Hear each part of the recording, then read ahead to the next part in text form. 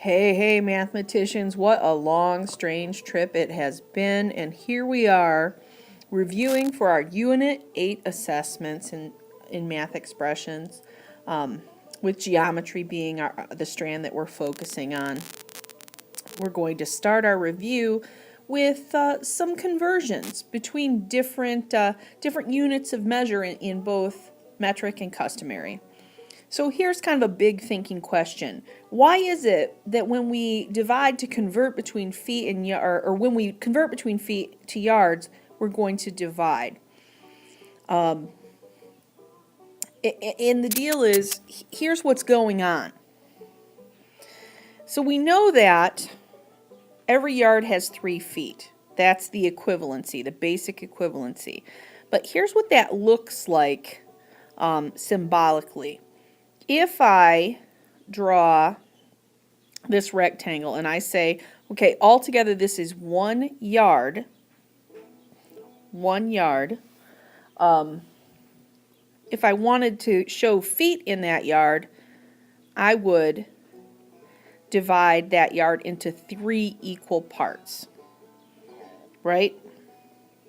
So now we can see the 1 yard, but we can see the 3 feet that comprise a single yard. That means that if I want to move the other way, if I now want to say, okay, I have a certain number of feet, how many yards is that? Let's go ahead and go with this example. Let's say I've got 6 feet. How many yards is that? Well, I have to remember that every group of 3 feet equals 1 yard. So this group of 3 feet is 1 yard. This group of 3 feet is another yard. So why do we divide? We divide because from feet to yards, what we're really doing is grouping by 3. Every 3 feet is going to equal that 1 yard. So keeping in mind that sometimes we're going to have to group and sometimes we're going to be breaking apart one unit into smaller units, let's look at a couple of metric conversion situations. If I have 43 hundredths of a kilometer, how many meters is that? Always go back to that base relationship. If 1 kilometer is 1,000 meters, to get from 1 to 1,000, well, 1,000 is 1,000 times more. So we'd have to multiply by 1,000. Well, that's always going to be the case when we go from kilometers to meters. Every kilometer we can break into 1,000 meters with multiplication. So here, what am I going to do? I'm going to take that 45 hundredths and I'm going to multiply it by 1,000. And there are a lot of different methods for that. How you do that is up to you. You may use kind of a place value system. You may choose to multiply it out longhand in some way, or maybe you grab a calculator. What I know is if I've got 45 hundredths and I multiply that by 1,000, I can move 10, 100, 1,000. That 4 is going to go from the tenths place. It's going to move 1, 2, 3 places to the left. So now I see 45 hundredths of a kilometer is 450 meters. Again, how you multiply it out is up to you. What you need to know is that relationship, and that's why we're multiplying. Let's look at item 6. Here we've got milliliters, and we want to be able to group them into liters. To do that, we have to know the basic relationship between milliliters and liters is that there are 1,000 milliliters in every liter. That means I need a group of 1,000 milliliters to even get 1 milliliter. Well, to do this, I'm going to have to divide by 1,000. And that, to get from 1,000 to 1. That's always going to be what I'm doing when I'm going from milliliters to liters. I'm making groups of 1,000. That means that up here, I'm doing the same thing. I'm taking this 63 and I'm dividing it by 1,000. Now, how do I do that? Well, I got to be honest. I am unlikely to want to do this with a long division problem. Maybe I'm going to grab a calculator, or maybe I'm going to say to myself, okay, if I have 63, well, let me move that over a little bit. If I have 63 milliliters and I need to divide that by 1,000, that means that this 6 is going to move 10, 100, 1,000. It's going to move 3 places to the right. So the 6 is in the tens place right now. It's going to move ones place, tenths place, hundredths place. Divide by 10, divide by 10, divide by 10, which is divide by 1,000. Okay, so now I'm going to have a 6 here in the hundredths place, and that means my 3 has to move, divide by 10, divide by 10, divide by 10, to the thousandths place. Uh-oh, I have nothing in the tenths place here? Well, of course I do. I have a place value holder 0 to show this number has no tenths. And there we have it. Now we've grouped that 63 milliliters, and what we see is we end up with a fraction of a liter. We end up with that, let me put, I just want to make it look right, 63 thousandths of a liter is equivalent to 63 milliliters. Sure helps to know your place value there. All right. Let's try some customary conversion, and the thinking here is very similar to the thinking in metric conversion, but the numbers are not as convenient. When we go from inches to feet, I've got to figure out how many inches are in 8.5 feet. I still need to know the basic relationship.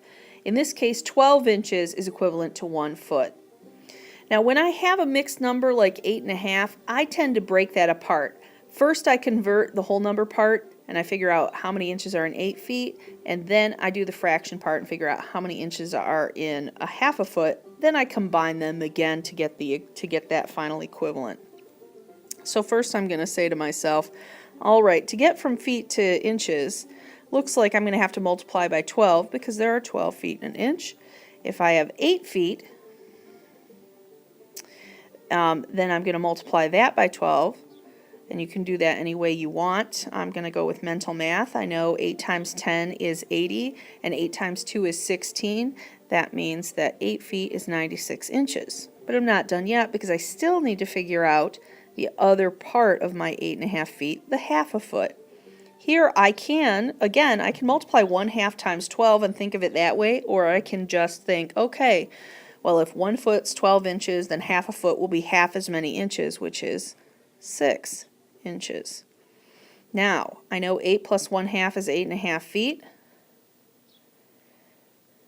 And if I add 96 plus 6, then I can show that that is equivalent to 102 inches. To the right on item 12, we have another mixed number, 5 3/8 of a pound, and we want to know how many ounces that is. Here we go again. What's our basic relationship? It is that 1 pound is equivalent to 16 ounces.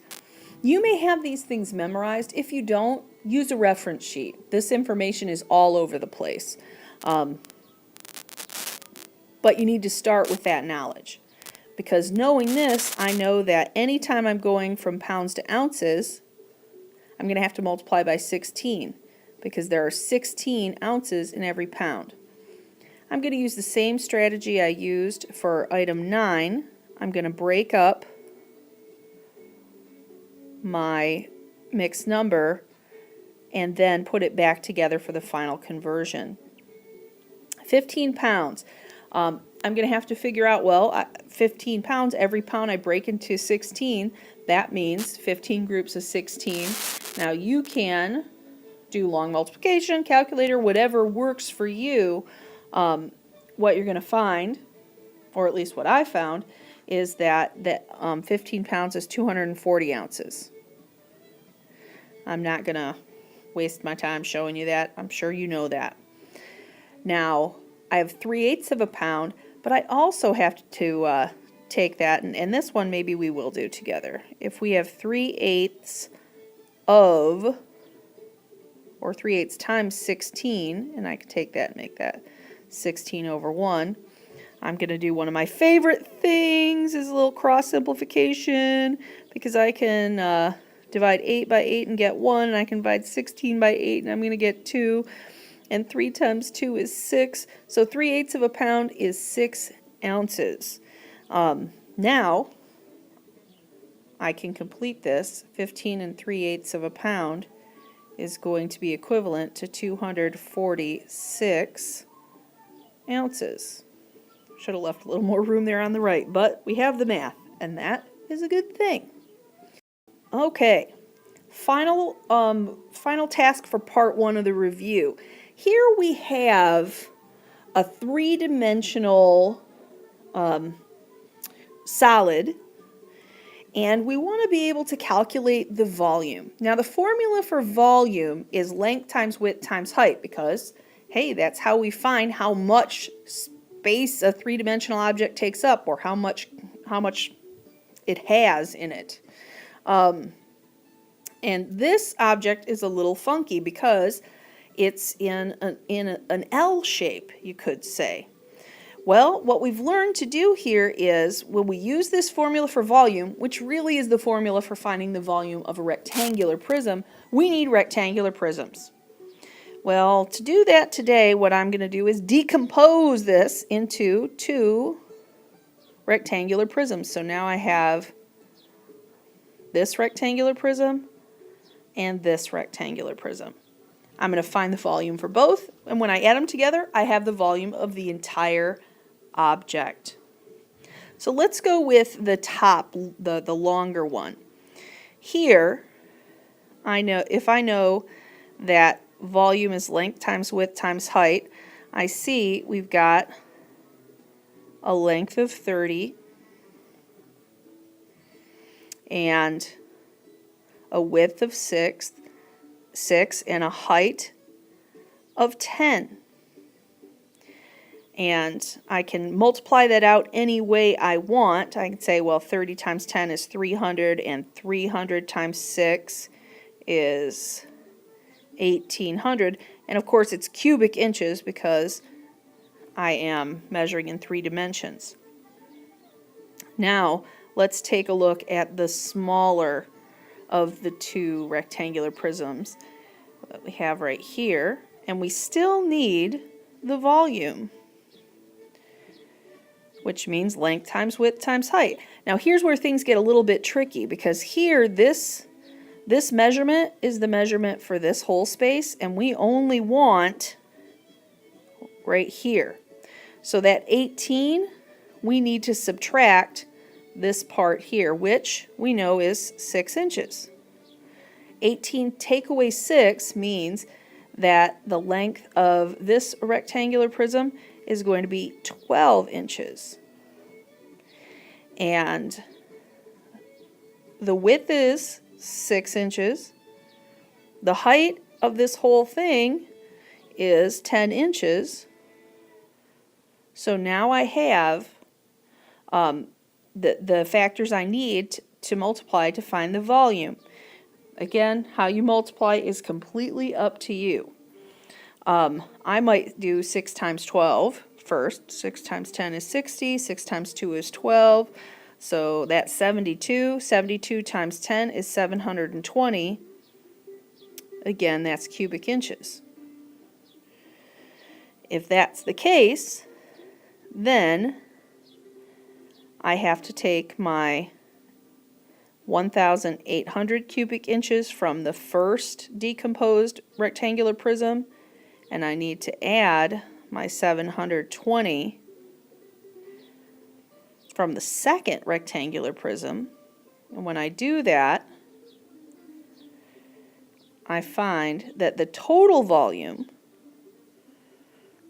is 2,520 cubic inches.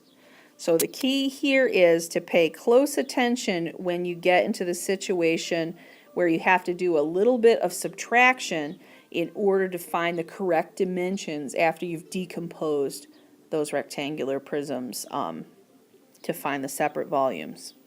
All right, don't panic. Part 2 is on the way.